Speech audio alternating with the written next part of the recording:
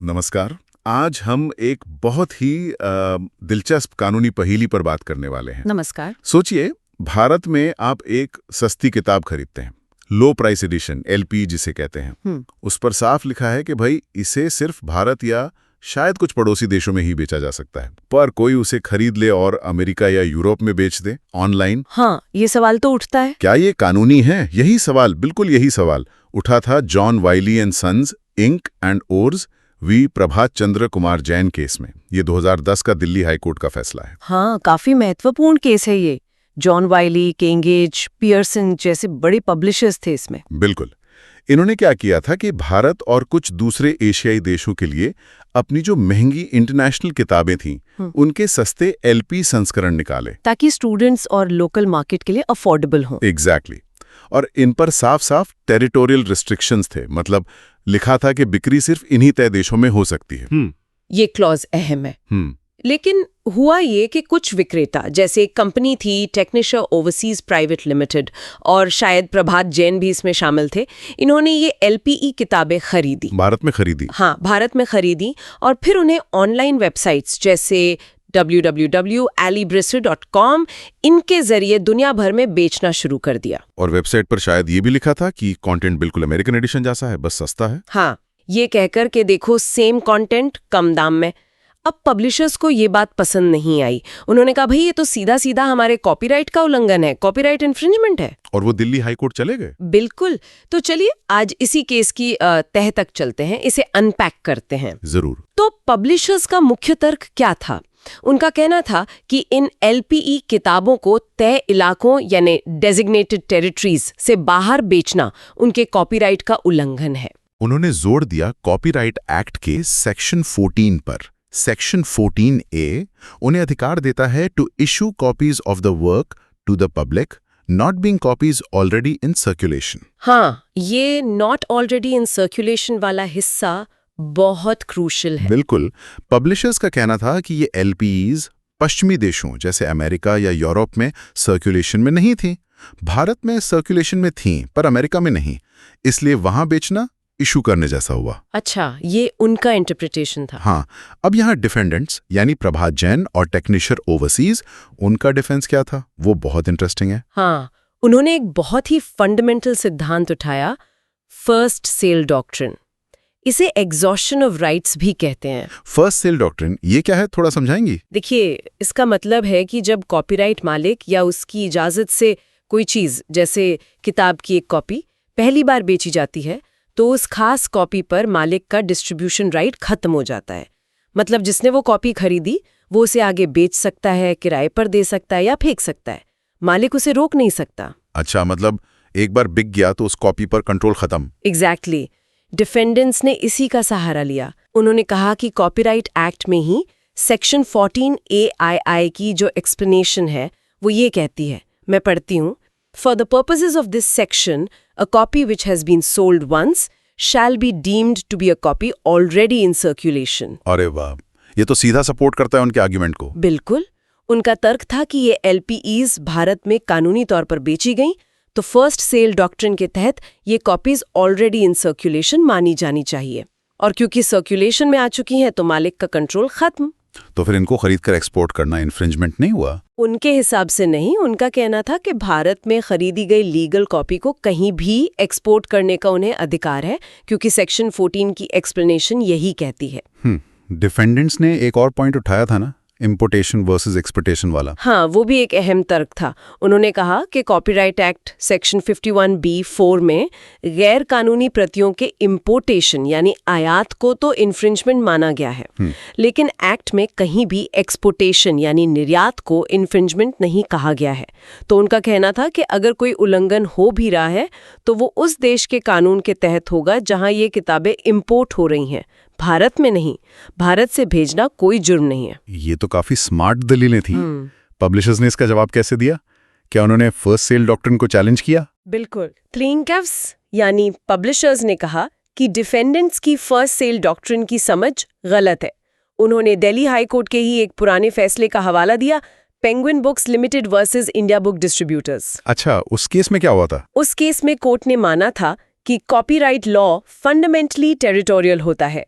यानी हर देश का अपना कानून होता है।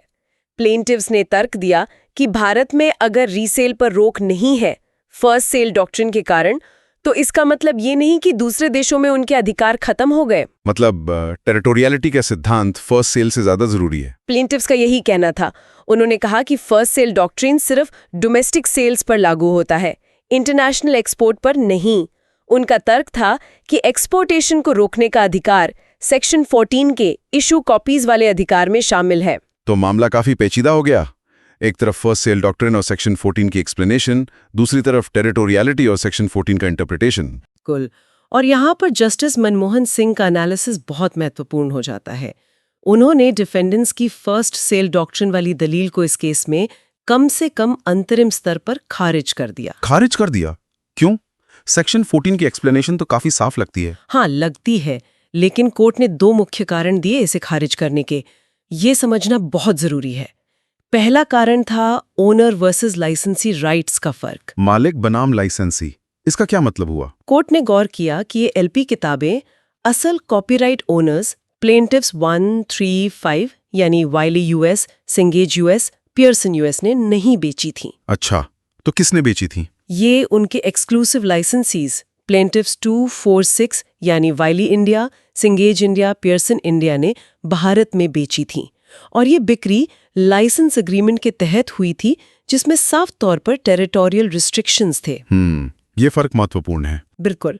कोर्ट ने कहा, और मैं कोर्ट के शब्दों को कोट करना चाहूंगी पैराग्राफ 39 से, The applicability of the first sale doctrine qua the sales affected by the exclusive licensee to the defendants will at best exhaust the rights of the exclusive licensees and not the rights of the owner. Wow, मतलब लाइसेंसी ने बेचा तो सिर्फ लाइसेंसी के अधिकार खत्म हुए, मालिक के नहीं। Exactly. कोर्ट का मानना था कि मालिक यानी ओरिजिनल कॉपीराइट होल्डर का अधिकार अनधिकृत क्षेत्रों में उल्लंघन के खिलाफ बना रहता है, भले ही लाइसेंसी ने उसे एक क्षेत्र में बेच दिया हो।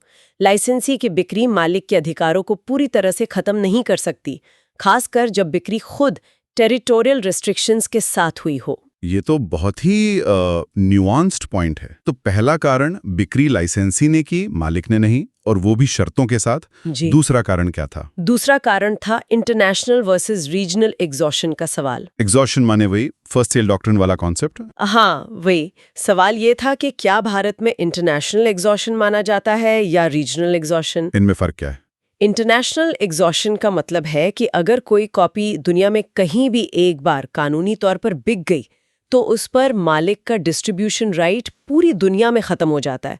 वो कॉपी कहीं भी फ्रीली सर्कुलेट हो सकती है। और regional exhaustion?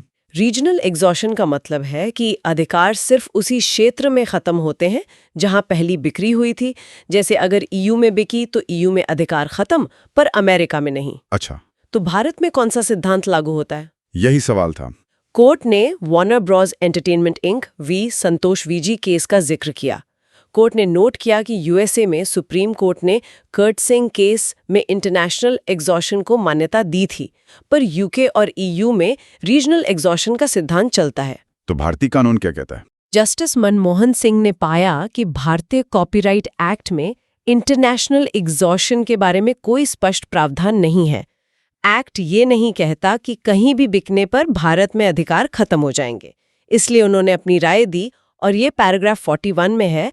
As per my opinion, as the express provision for international exhaustion is absent in our Indian law, it would be appropriate to confine the applicability of the same to regional exhaustion. अरे, तो court का झुकाव regional exhaustion की तरफ था। हाँ, उनका मानना था कि जब तक कानून स्पष्ट रूप से इंटरनेशनल एग्जॉशन न कहे, तब तक रीजनल एग्जॉशन मानना ही उचित है। मतलब भारत में बिकी कॉपी पर अधिकार भारत में खत्म हुए, पर अमेरिका या यूरोप में नहीं। वाओ, तो इन 2 कारणों से, ओनर वर्सेस लाइसेंसी राइट्स और रीजनल एग्जॉशन, कोर्ट ने माना कि फर्स्ट सेल डॉक्ट्रिन यहाँ डिफेंडेंट्स की मदद नहीं करता। बिल्कुल। कोर्ट ने कहा कि प्रथम दृष्टया यानी प्राइमा फेसी डिफेंडेंट्स का एलपीईज को उन देशों में एक्सपोर्ट करना जहां की इजाजत नहीं थी, पब्लिशर्स के कॉपीराइट का उल्लंघन लगता है। तो फिर कोर्ट ने अंतिम फैसला कह दिया, ये तो शायद इंजंक्शन की एप्लीकेशन थी। हाँ, ये मामला इंजंक्शन की स्टेज पर था। कोर्ट को देखना था कि क्या पब्लिशर्स ने एक प्राइमा फेसी केस बनाया है, क्या बैलेंस ऑफ कन्वीनियंस उनके पक्ष में है और क्या उन्हें इररिपेरेबल लॉस होगा अगर इंजंक्शन नहीं दिया गया। और कोर्ट को लगा कि तीनों शर्तें पूरी हो रही हैं। हाँ, कोर्ट ने पाया कि पब्लिशर्स का प्राइमा फेसी केस बनता है क्योंकि फर्स्ट सेल डॉक्ट्रिन लागू नहीं हो रहा था और रीजनल एग्जॉशन के हिसाब से उनके अधिकार बाहर के देशों में बने हुए थे। बैलेंस ऑफ कन्वीनियंस भी पब्लिशर्स के पक्ष में था क्योंकि उनकी पूरी ग्लोबल प्राइसिंग स्ट्रैटेजी और मार्केट सेगमेंटेशन खतरे में थी। और इररिपेरेबल लॉस? इररिपेरेबल लॉस, हाँ, अगर एलपीईज अनरिस्ट्रिक्टेड रूप से बाहर बिकती तो पब्लिशर्स की महंगी मार्केट्स अंडरमाइन हो जाती, जिसका नुकसान शायद पैसों में कॉम्पेंसेट करना मुश्किल होता। इसलिए कोर्ट ने माना कि इररिपेरेबल लॉस का खतरा भी है। तो कोर्ट ने क्या आदेश दिया? कोर्ट ने डिफेंडेंट्स को उन देशों में एलपीज एक्सपोर्ट करने से रोक दिया जो किताबों पर निर्दिष्ट नहीं थे। जो 17 सितंबर 2008 का टेम्पररी इंजंक्शन का आदेश था, उसे कोर्ट ने कंफर्म कर दिया, मतलब रोक जारी रखी। तो मतलब पब्लिशर्स केस जीत गए, कम से कम इंजंक्शन की स्टेज पर। हाँ बिल्कुल, ये फैसला साफ तौर पर दिखाता है कि भारतीय कानून कॉपीराइट के टेरिटोरियल नेचर को कितनी अहमियत देता है और ये भी कि फर्स्ट सेल डॉक्ट्रिन की अपनी सीमाएं हैं, खासकर जब लाइसेंसिंग एग्रीमेंट्स और टेरिटोरियल रिस्ट्रिक्शंस शामिल हों। और ये रीजनल एग्जॉस्शन की तरफ भारत के झुकाव का भी एक संकेत है। हाँ, ये उस दिशा में एक महत्वपूर्ण जुडिशियल ओपिनियन था। हालांकि ये अंतिम फैसला नहीं था, इंजंक्शन स्टेज का था, पर इसने कानून की इंटरप्रिटेशन पर काफी रोशनी डाली। ये वाकई हमें सोचने पर मजबूर करता है। आज की इस ग्लोबलाइज्ड दुनिया में, जहां अमेज़न और दूसरी वेबसाइट से सामान कहीं भी मंगाना इतना आसान है, ये टेरिटोरियल रिस्ट्रिक्शंस कितने प्रैक्टिकल हैं? ये एक बड़ा सवाल है। और दूसरी तरफ ज्ञान तक सस्ती पहुंच, जो एलपीईज का मकसद था, और रचनाकारों के अधिकारों, उनके बिजनेस मॉडल्स, इनके बीच सही संतुलन कैसे बनाया जाए, ये बहस तो आज भी उतनी ही रेलेवेंट है। बिल्कुल, टेक्नोलॉजी और ग्लोबलाइजेशन ने इन सवालों को और भी जटिल बना दिया है। संतुलन खोजना हमेशा एक चुनौती रहेगी। सही कहा। तो ये था जॉन वाइली वर्सेस प्रभात जैन केस का हमारा विश्लेषण। उम्मीद है आपको पसंद आया होगा। अगली बार तक इस पर विचार करते रहिए। धन्यवाद।